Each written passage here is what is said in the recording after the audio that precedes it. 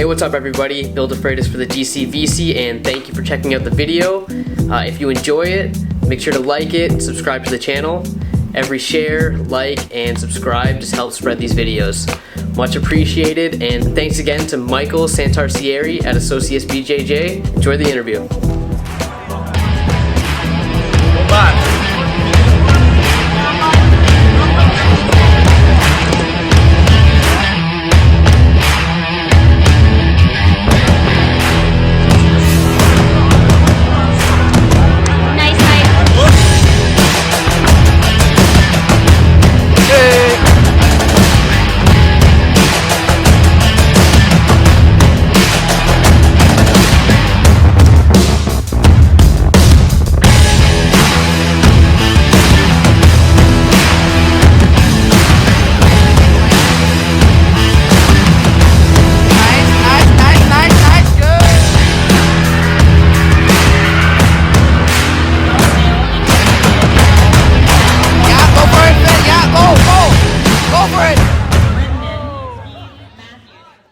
Thank you for joining us today.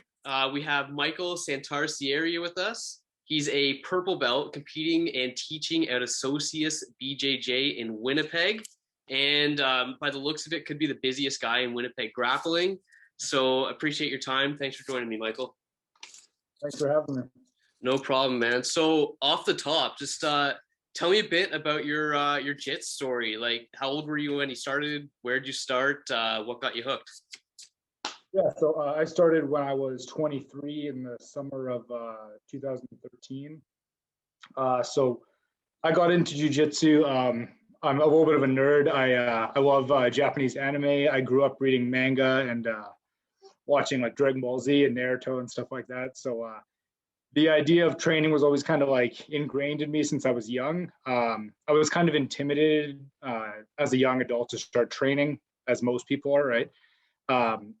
So I kind of got into MMA, watching it around 2009, 2010. And then in 2013, we had our first live UFC event.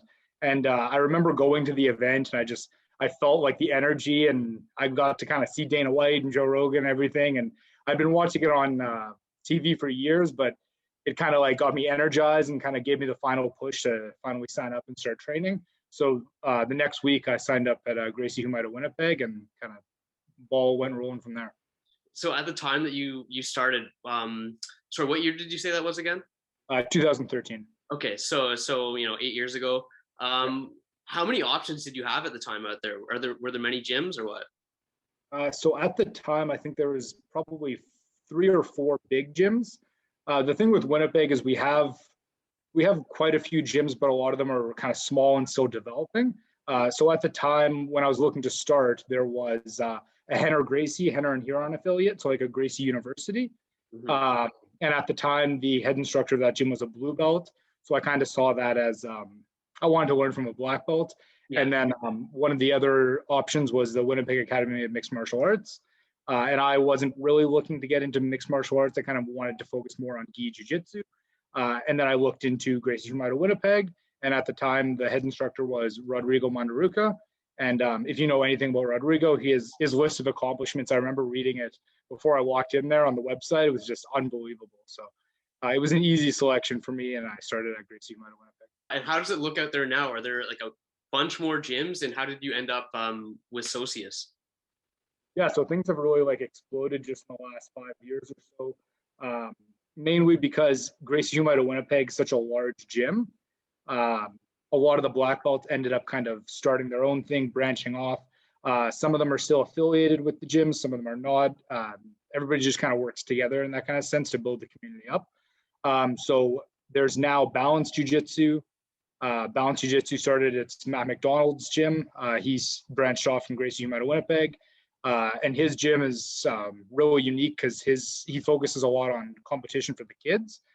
So his son, who just recently got his blue belt, actually won Kids Pan Ams last year. So that was kind of a big accomplishment, obviously a huge accomplishment for him, but as well for the city, because Logan kind of trained all over the place. Obviously, his main focus was at Balance, but it was kind of a win for Winnipeg. Okay, is that Logan Double Gold? Is that who you're talking about right now? All right, shout out Logan Double Gold. There you go. He competed in that event in Toronto as well, actually. So I met Michael at Grappling Industries, or sorry, I met Michael's teammates at Grappling Industries in 2020 in Toronto, Dion Estoesa and Peter McCarthy. Yes. What was that tournament like for you? You won your divisions. I think you said 6 fights. Yeah, so I had 6 matches. Purple belt gi and advanced no gi. I had 6 matches. I won 5 by sub.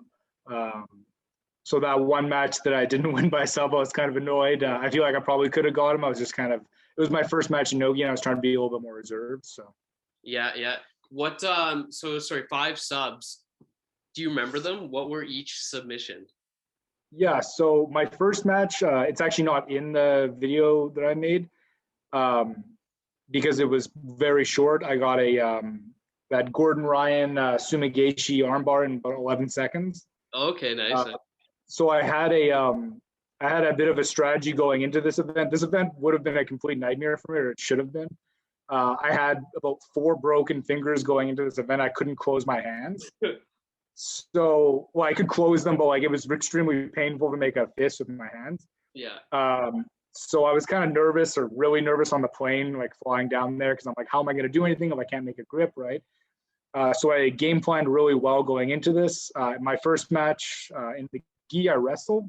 Second match in the gi, I pulled guard right into that over-the-shoulder armbar. It was about 11 or 13 seconds, something like that.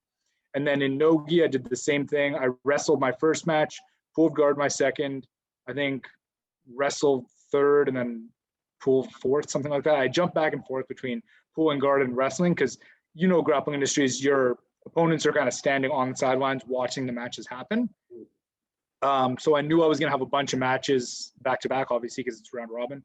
So I wanted to keep them guessing on whether or not I was going to pull guard or wrestle. One of the things that I pride myself in my jiu-jitsu game is that I can pull guard or wrestle. So I have a lot of options in both senses there.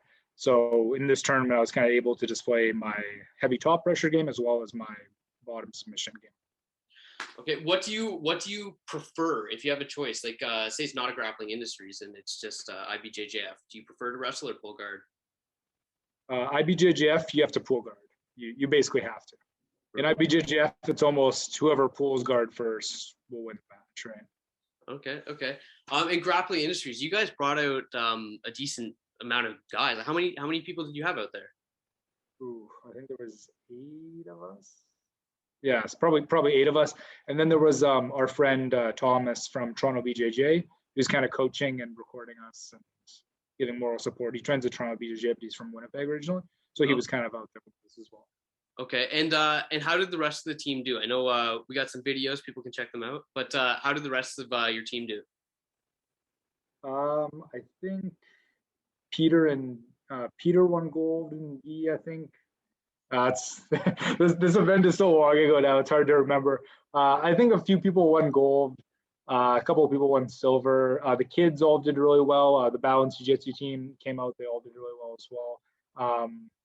Yeah, I honestly, it's hard to remember, but we did really well. Yeah, it was a great day. It was a huge tournament. I think for that event, there was almost 800 people. It started at 9 a.m. and went until after 9 p.m. So it was an unbelievably long event. I remember leaving the event, I was like, I had the spins just being around so many people for so long. Like, and now with like coronavirus, it's kind of crazy to think that you could ever even get that many people into a room. But dude, I can't believe that was a year ago. Like your team surprised the hell out of me, that's for sure. Like even seeing Peter at blue belt, I always get surprised when I see a blue belt with a clear game strategy. He just has that like De La Riva, picks you up and then kind of decides what he's going to do from there. And then Dion, even though he came short in a few of his no-gi matches, it was still exciting to see him against a lot of the local guys. The guys that he was fighting were some of the best guys around here, including Darson, Tony Nguyen, and Dennis Beenan. They're all really good guys. So it was an eye opener to have you guys out there. So I actually got to I can't remember if I was recording or if I was coaching him, but when he was going for that knee bar, I'm actually the one screaming at him. Yeah. And if you listen close in my video, you can hear him actually screaming at me in the video, so it's kind of funny. So yeah, Dion did. overall do well in the event, but he had really good showings against like really skilled black belts. So it's kind of like a tip of the cap to him, just how well he was able to do against those guys and kind of give them a run for his money. He kind of like looked up to Darson, right? So it was a big deal for him to go in there. And like, honestly, like Dion's the guy, like, as well as he competes, the thing about Dion is as well as he competes, when he's in the training room, because I've trained with him, we started literally like within the same month, I think, as white belts. In the training room, he's even better than he competes. So like when he is able to compete the way that he trains in the training room, he's going to be unbelievable. And he's so much better than he does in competitions. In the training room, he's just absolutely amazing. And shout out to Dion too. He just got engaged recently, so congratulations on his engagement. Congratulations, Dion, on the engagement and the brown belt. Good for you. I see the NAGA belt behind you. Where'd you get that? Oh yeah, that's from Minneapolis. Oh yeah, like you didn't just put it there. No, and I swear it's there. I swear. Just kidding. When's the last time you competed at NAGA? It's something I've always wanted to do, and I've never gotten around to doing any of their tournaments. So that belt would have been from 2019 in May. That was when we went to Minneapolis. And when are you planning on competing next? Like, do you have any idea? Anything in the air right now? What's going on? So like right now in Canada, there isn't really much going on. There was an event in Alberta in November, October, around there. But other than that, there's really like nothing. I'm sure you're aware. There's nothing in Canada right now. You mentioned that you're part of the wrestling community out there. I know a lot of people probably think we're going to say Jiu Jitsu here, but I've just recently become like obsessed with wrestling. So I was just wondering if you could tell me a bit about your involvement in the community in Winnipeg. Yeah, so right now there's, I guess, two main clubs. There's Keystone Wrestling and then there's River City Wrestling. So sadly, I think it was about 3 or 4 years ago, they actually canceled the wrestling program at the University of Winnipeg, which is like the main source for wrestlers to come and compete and train. So they canceled that, and kind of an offshoot from the university was created Keystone Wrestling. So that's run by Jordan and Leah Ferguson. So before everything shut down, I was occasionally training with them. Definitely not anything consistent, but I would go in kind of and work with them as much as I could. So obviously everything's shut down right now. And then there's River City Wrestling, which is kind of another same thing, kind of offering kids and teens and some adults like an opportunity just to learn wrestling, because we don't really have much in the city right now. So those two programs are kind of running right now. As well, WAMA, the Winnipeg Academy of Mixed Martial Arts, they have a wrestling program at their gym. And I kind of teach a wrestling for Jiu Jitsu class on Wednesdays at Socius, obviously pre-pandemic. Yeah, man, it's a cool sport. I can't believe I neglected it for so long, but it's cool stuff. What do you recommend for, like, say, like a 14, 15-year-old kid that wants to get into some sort of non-striking combat sport, we'll say? Do you push towards wrestling first, jiu-jitsu, mix of both, or what do you recommend for younger guys? So all of my jiu-jitsu friends will absolutely hate me for saying this, but I would push hard towards wrestling. Just because of that saying, you can't teach a grown man to wrestle. So wrestling is something that's a lot easier to learn when you're younger and your body's more flexible and you're able to learn the movements a little bit easier. Jiu-jitsu can be picked up when you're older. So if I was looking at a 14, 15-year-old kid to start something, it would probably be wrestling. Yeah, I agree. Yeah, now that I'm in my 30s and I go to those wrestling rooms now, I'm like, there's no chance. But a lot of those guys can easily come over and do jiu-jitsu after. Exactly. Yeah. So tell me a bit about your involvement with Grappling Industries. You said you work with the smooth comp stuff, setting up brackets and stuff. Do you have any insider information with Grappling Industries? Yeah. So my coach, Randall Boito, he runs Socius Bjj Jiu-Jitsu, as I might have mentioned. So he works for Smooth Comp, and they do all of, obviously, the tournaments for Grappling Industries and a bunch of other tournaments. So I work as a subcontractor for him, kind of helping him out. Mainly because when the gym opened, he didn't have as much time. If you know anything about Grappling Industries, they have an absolute massive ton of events. So he needed me to kind of help him manage that as the gym opened up and as he started teaching more. So basically, what I do is I put together the brackets and create the mats. So it's kind of cool because obviously I follow them on Instagram, so I can kind of do an event. Like, for example, I did Utah last week, so I can kind of do the event and then on the weekend kind of see all the competitors compete at the tournament that I helped put together. So it's really rewarding for me. Wait, how does that work? So you don't have to go there? You just run the stuff from your house? Yeah, so we do everything virtually ahead of time. So for tournaments on like Saturdays and Sundays, we do brackets and scheduling and registration for everything like the Wednesday, Thursday before that. So everything is actually like all the work for us is done ahead of time, and everything's like taken care of by the scorekeepers and like table people at the actual event. But we put together the brackets and create the order of the events on the mats. Okay, cool. Well, yeah. Shout out Smooth Comp. His streamlined things quite well. I remember waiting for a tournament. I was in the gym at 9 o'clock at night, and my division was supposed to be at like 3 or something like that. Lost, went home. But yeah, what type of have you had any issues with it? What have you noticed that it's really helped with? Yeah, what do you think about Smooth Comp? The best thing about Smooth Comp, to be honest, it's been about a year and a half, I guess now. I've been kind of helping Randall out with that. They're constantly innovating, so they're constantly making the software better and more user-friendly for people. Like I mentioned, it's kind of like when you're working a table and you're doing scores for people, you never know like who you're going to have at the table working. So it needs to be very user-friendly for the people to be able to operate. I know from working at the Manitoba Open, we have a lot of volunteers that don't have a lot of experience with it. So it's great for Smooth Comp to kind of make it easier for us, more user-friendly for the people using it for the scorekeeping kind of side of things. Are you usually physically working at any of the Grappling Industries events, or is it all just like you're doing this thing? No, it's all beforehand. So everything that we do is all virtual, and it's all done the week before the tournament, actually. Okay. I was gonna see if you had any good Aguzzi stories. No. No. He's a good guy. I'll say this about Grappling Industries is they are very competitor friendly. Like I've had times where people maybe don't show up for a division I'm in or something like that. You make a mistake signing up, something stupid, and he's good at like figuring it out, just get you a match somewhere, set you up somewhere where most other tournaments are kind of just like, you're out of luck, here's your free medal. So whenever I talk to anybody about tournaments, I always recommend Grappling Industries, mainly because if you're a white belt or a beginner like starting out, you don't want to do, I mean, just my opinion, but you don't want to do an IBJJF where you're paying $200 US.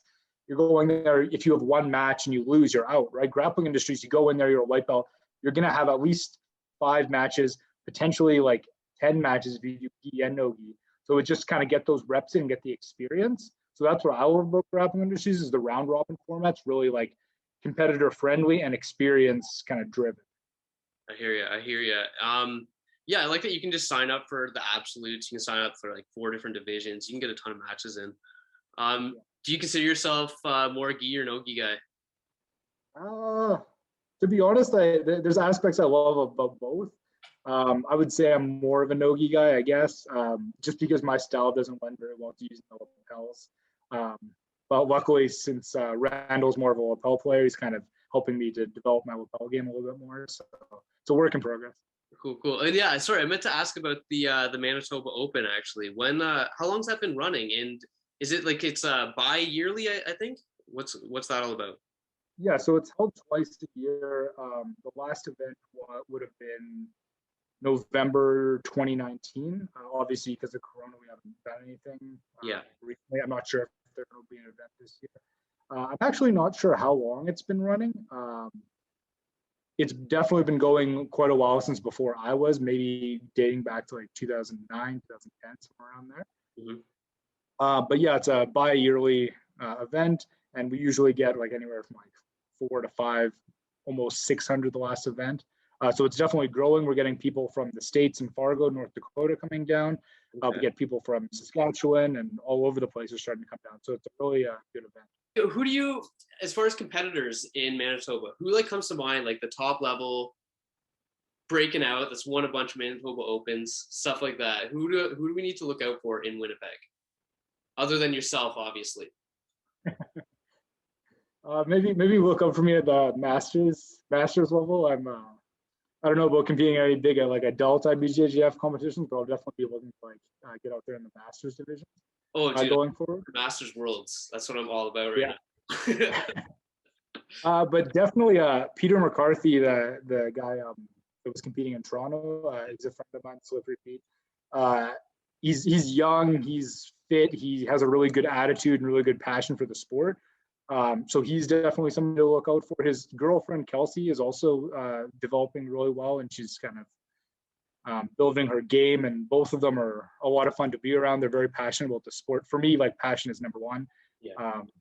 And again, Logan McDonald, obviously double gold, is killing it in every tournament he goes into. Now he just got his blue belts. He's turning 16 this year. So Logan, definitely somebody to look out for. He's going to make some serious waves in the future. That's awesome. Yeah, it's tough where you kind of are in the development in jiu-jitsu in Winnipeg. Like, being so young, it's tough to break out when you don't have, you know, a ton of black belts around, a ton of training partners around. You're just trying to kind of figure it out. There's not a ton of big tournaments around here either. Like, especially IBJJFs, like, there's nothing even remotely close to us. Yeah. In Toronto, we usually have to go. I mean, it's not bad because we have like Chicago, New York, and Boston's all within, like, you know, 8-10 hours or something like that. Where is like the closest you guys can go to the States? IBJJF, there was a Twin City in Minneapolis 2 years ago that we went into. And then before that, about 4 years ago, I think Dion had mentioned it in his interview. But we went to the IBJJF in Chicago. Okay. So those would be probably the two closest. And then Toronto, obviously. But honestly, like, the Toronto IBJJF has a really bad turnout, I've found. Like, it's not... Hey, whatever. I double gold there. It has a turnout.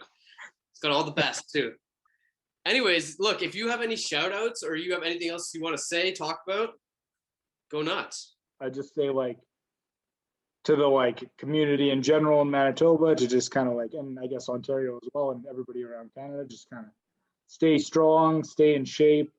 We're going to get through this. Like, it's very important to kind of stay physically active, like, during this whole thing going on. So just kind of to everybody, like, we're going to get through this.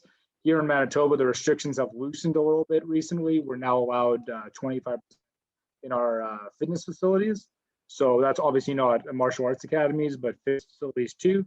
So just as kind of like a leader in my gym, I've kind of encouraged everybody to go and get back into the gym, get back kind of in shape, and stay, like, healthy. And eventually the gyms are going to reopen, and the best way to come back strong when they do reopen is to be in shape.